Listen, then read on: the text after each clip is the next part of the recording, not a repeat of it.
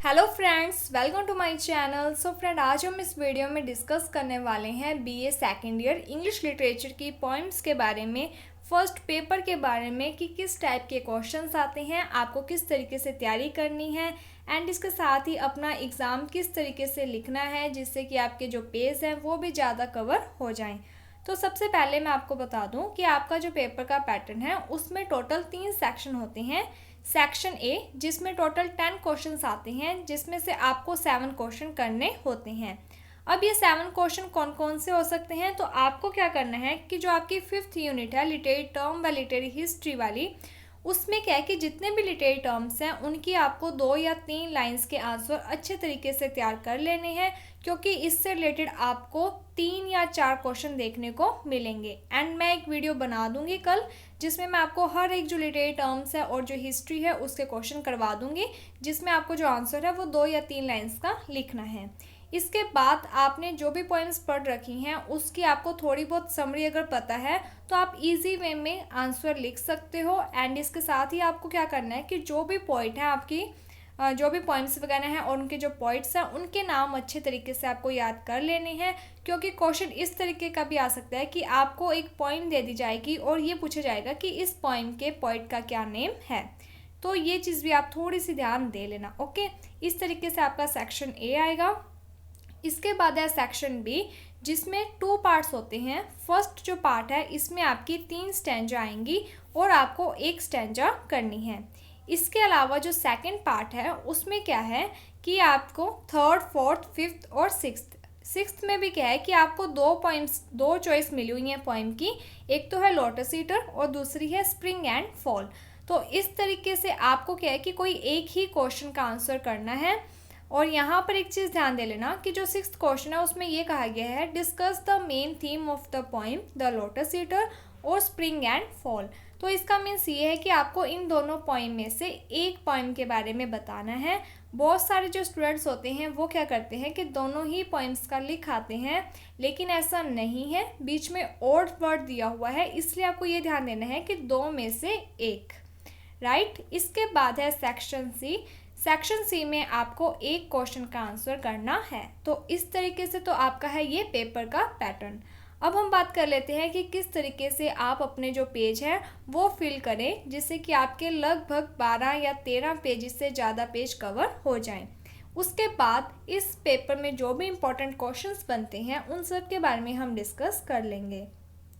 तो आपको क्या करना है, जैसे कि आपने देखा है ये पेपर, इसमें टोटल आपको 3 सेक्शन देखने को मिले हैं। तो जैसे मान लो कि आपने सबसे पहले सेक्शन सी का जो आंसर आप कर रहे हो, तो उसमें अब आपको क्या करना है कि आप जैसे आपने नोटबुक खोलोगे आप, तो वहाँ पर सबसे पहले आप लिख देना सेक्शन सी। उसके बाद जो भी आप क्वेश्चन का आंसर कर रहे हो तो पहली लाइन में आप लिख देना क्वेश्चन नंबर, उसके बाद नीचे वाली लाइन में लिख देना आंसर। ठीक है, फिर वो आंसर का नंबर डालकर आपको सेक्शन सी में जो भी आपने आंसर करना है उसके आपको, अगर आपको 4.5 पेज आते हैं 4.5 तो भी ठीक है, अगर आपको 5 पेज आते हैं तो भी ठीक है, अगर 5.5 आते हैं तो भी ठीक है। मेन बात क्या है कि जहाँ पर आपका सेक्शन सी का वो आंसर कंप्लीट होता है, भले वो हाफ पेज में कंप्लीट हो रहा है, आपको क्या करना है कि जो नीचे वाला पेज है उसे वहाँ पर छोड़ देना है।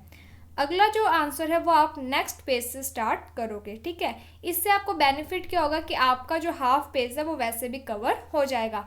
आपको कोई भी आंसर नीचे से नहीं लिखना है बल्कि नेक्स्ट पेज से स्टार्ट करना है। इसी तरीके से जब आप सेक्शन बी में करोगे, जैसे आपने स्टैंजा कर दी, अब आप स्टैंजा जैसे कि 2 पेज की, 2.5 पेज की या फिर 1.5, जो भी पेज, जितने भी पेजेस के आप कर रहे हो, तो आपको क्या करना है कि जैसे आपने स्टैंजा का आंसर कर दिया, उसके बाद जो आप अगला आंसर करोगे वो आपको क्या है कि नेक्स्ट पेज से स्टार्ट करना है, उसी के नीचे स्टार्ट नहीं करना है। राइट। इसके अलावा जो आप सेक्शन ए है उसमें आपको 10 क्वेश्चंस में से 7 क्वेश्चन करने होते हैं। अब आपको क्या करना है कि जैसे आपने 7 क्वेश्चन करने हैं तो आपको हर एक पर क्या है, जैसे एक पेज पर आप लगभग 3 क्वेश्चन ही करो। ठीक है, इसमें क्या है कि जैसे आपने एक आंसर लिखा, उसके बाद आप 2 या 3 लाइन्स छोड़कर फिर नीचे से अपना आंसर लिखो। राइट। इससे क्या होता है कि जैसे एक तो एग्जामिनर है जो उसका पूरा ध्यान जाएगा। कभी कभी क्या होता है कि हम इतना ज़्यादा टाइट कर देते हैं कि जो एग्जामिनर होता है उसे ये लगता है कि आपने एक ही आंसर लिखा है, जबकि वहाँ पर आपने शायद 2 आंसर भी लिखे हो सकते हैं। तो वही चीज़ है कि आपको इस तरीके से अगर आप करोगे तो आपके जो पेज हैं वो इजी वे में कवर हो जाएंगे। अब हम बात कर लेते हैं क्वेश्चंस की कि कौन सी स्टैंजा आ सकती है, कौन से क्वेश्चन आ सकते हैं, उनके बारे में हम डिस्कस कर लेते हैं। सबसे पहले हम डिस्कस कर लेते हैं सेक्शन बी पार्ट ए, जिसमें आपकी 3 स्टैंजा आती है और आपको एक स्टैंजा करनी होती है। अब ये स्टैंजा कौन कौन सी हो सकती है, तो सबसे पहले की जो आपको स्टैंजा तैयार करनी है वो है आपकी poem second coming. Second coming में भी जो थर्ड द डार्कनेस से स्टार्ट होती है आपकी एक स्टैंजा, आपको वो अच्छे तरीके से तैयार कर लेनी है। ठीक है, उसकी जो लाइन्स है वो ऐसे है, the darkness drop again but now I know that's 20th century of story sleep, ये वाली। अब आपको क्या करना है कि जब भी आप स्टैंजा को एक्सप्लेन करते हो तो मैं आपको बता देती हूँ कि आपको पेपर में लिखना भी किस तरीके से है, जिससे कि एक ही वीडियो में आपके जितनी भी डाउट्स वगैरह हैं वो सब क्लियर हो जाएं।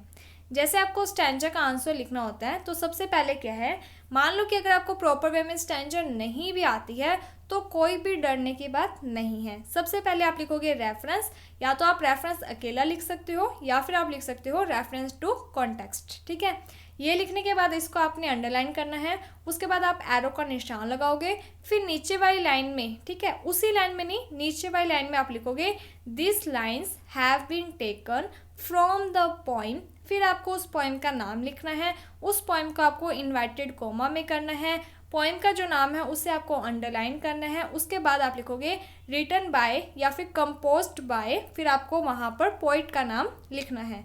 अब ये जो आपने पोइम का नाम और जो पोइट का नाम लिखा है इसको आपको अंडरलाइन करना है और इन्वर्टेड कॉमा में करना है। अगर आप इस तरीके से करोगे तो मेन एग्जामिनर को ये देखना होता है कि आपको इतनी पहचान है कि स्टैंजा किस पोइम में से आया है या फिर नहीं। दूसरा कि आपको उस पोइम के पोइट का नेम पता है या फिर नहीं। अगर आपने ये सही लिख दिया तो आपको आधे नंबर तो वैसे भी मिल जाएंगे क्वेश्चन के। ठीक है, इसके बाद अब आपको क्या करना है कि जैसे आपने उस पोइम के बारे में जो भी बातें पढ़ रखी हैं उसमें से 3 या 4 लाइंस आप उसमें लिख देना। इसके बाद आप लिखोगे एक्सप्लेनेशन। एक्सप्लेनेशन अगर आपको प्रॉपर वे में नहीं भी आती है तब आपको क्या करना है कि पहले आप लिखोगे एक्सप्लेनेशन, उसको भी आपको अंडरलाइन करना है, फिर आप एरो का निशान लगाओगे और नीचे वाली लाइन से स्टार्ट करोगे in this stanza the poet says that. यहाँ तक लिखोगे तो जैसे आपकी 3 लाइन्स तो वैसे ही कवर हो जाएंगी। अब आपको क्या करना है कि जो आपको स्टैंजा की लाइंस मिलेंगी आप उन्हीं लाइंस को थोड़ा सा घुमा कर लिख देना, the poet says that, the poet says that. ठीक है, इस तरीके से आपने किया कि वो जो भी 4-5 लाइंस आपको मिल रही हैं आप वो लाइंस वहाँ पर लिख देना। उसके बाद अब क्या करना है कि मान लो आपका स्टैंजा का जो पेज है, एक्सप्लेनेशन है, वो आपकी कवर नहीं हो पा रही है तो आपने जो भी पॉइंट में पढ़ रखा होगा वो आप वहाँ पर लिख देना। तो इस तरीके से आपका जो स्टैंजा का आंसर है वो क्लियर हो जाएगा। मेन बात ये होती है कि आपने पोइम और पोइट का नेम है वो सही लिखना है। तो स्टैंजा कौन कौन सी इंपॉर्टेंट है, तो फर्स्ट की जो आपकी पोइम है सेकंड कमिंग, आपको वो अच्छे तरीके से तैयार कर लेनी है। इसके बाद जो आपकी गोइंग पोइम है वो आपको अच्छे तरीके से तैयार कर लेनी है एज स्टैंजा के रूप में। स्टैंजा में भी उसकी कौन सी आ सकती है, तो यहाँ पर एक स्टैंजा है there has the tree gone that lock earth to the sky. ये वाली जो स्टैंजा है गोइंग पोइम की है जो कि फिलिप लार्किन के द्वारा लिखी गई है, आपको ये स्टैंजा अच्छे तरीके से तैयार कर लेनी है। इसके अलावा यहाँ पर एक स्टैंजा आपकी स्प्रिंग एंड फॉल पोइम है उसमें से आ सकती है। तो ये जो 3 पोइम है इसकी आप स्टैंजा अच्छे तरीके से तैयार कर लो। ठीक है, इसके अलावा अगर आपको स्टैंजा तैयार करनी है तो यहाँ पर लिखा हुआ है third, I have measured my life with coffee spoon, I know the voice dying with the dying fall beneath the music from a farther room. तो आप ये वाली जो स्टैंजा है अगर इसको चाहो तो आप इसे तैयार कर सकते हो। ये जो स्टैंजा है वो आपकी प्रूफ ऑफ जो पोइम है उसमें से आई हुई है। ठीक है, तो ये जो 4 स्टैंजा है ये तो आप अच्छे तरीके से तैयार कर लो। अब हम बात कर लेते हैं सेकंड पार्ट है जो सेक्शन बी का सेकंड पार्ट, इसमें क्वेश्चन कौन से बन सकते हैं। तो आपको क्या करना है कि जो आपने प्ले, आपको मैंने बताया था कि जो लॉयल्टीज प्ले है आप वो अच्छे तरीके से तैयार कर लो।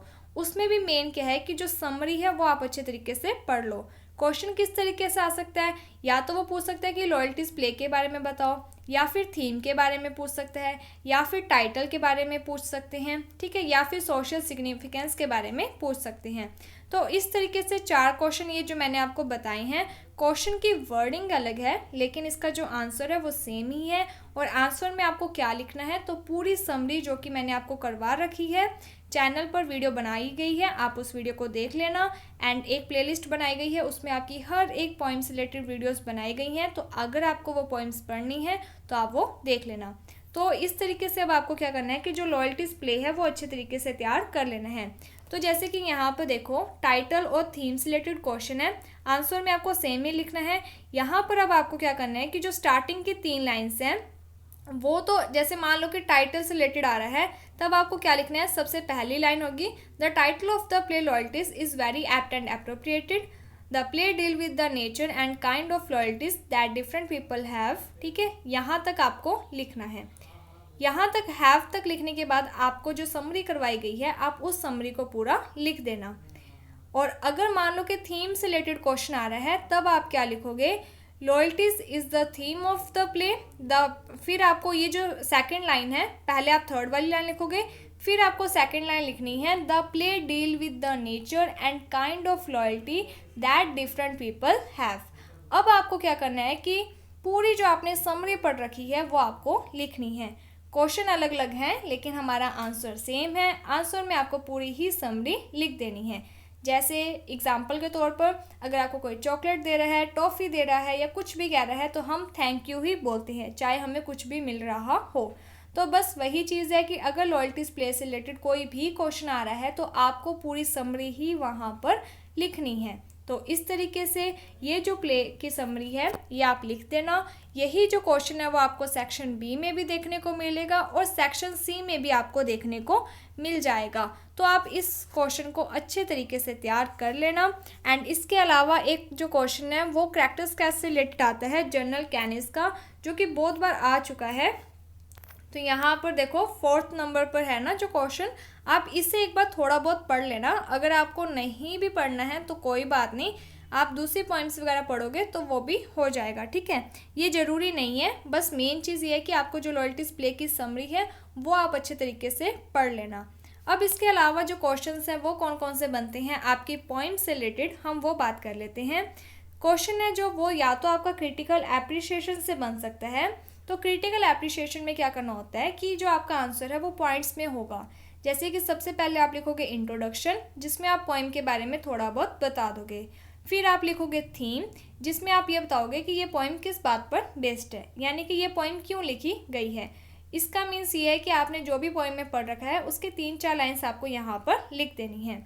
उसके बाद आप लिखोगे subject matter of the poem, जिसमें आपको पूरी समरी लिख देनी है। इसके बाद जो नेक्स्ट पॉइंट है वो आप लिख सकते हो writing style of the poem, जिसमें आप बता दोगे कि इस पोएम की जो लैंग्वेज है वो ईजी है, इस पोएम में बहुत सारे लिटरेरी टर्म्स का यूज़ किया गया है, इस पोएम में कुछ इमेजेस का यूज़ किया गया है, ये सब बातें। तो इस तरीके से आप जो क्रिटिकल एप्रिसिएशन होता है उसमें आपको 3 या 4 पॉइंट्स बनाने होते हैं और अपना आंसर लिखना होता है। तो अब कौन से क्वेश्चन आ सकते हैं तो उसके बारे में बता देती हूँ। तो सेक्शन बी में मैंने आपको बता दिया कि आप लॉयल्टीज प्ले की समरी अच्छी तरीके से पढ़ लेना, क्योंकि ये जो क्वेश्चन है वो आपको सेक्शन बी और सेक्शन सी दोनों ही देखने को मिलेगा।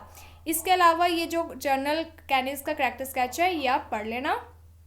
अब जो आपको पॉइंट्स पढ़नी है वो कौन कौन सी है, एक तो आप लोटस ईटर जो पोइम है ये पढ़ लो।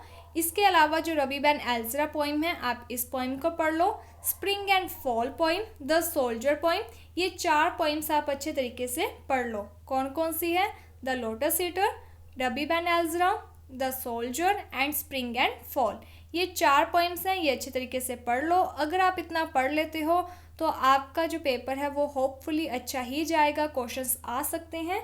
So thank you friends for watching my video. And अगर आपको किसी भी प्रकार का कोई डाउट है तो आप टेलीग्राम ग्रुप है जो वो ज्वाइन कर सकते हो, नई शुरुआत के नाम से बनाया गया है। तो अगर आप वहाँ पर यानी कि सर्च करोगे नई शुरुआत तो आपको टेलीग्राम ग्रुप मिल जाएगा, आप उसे ज्वाइन कर लेना।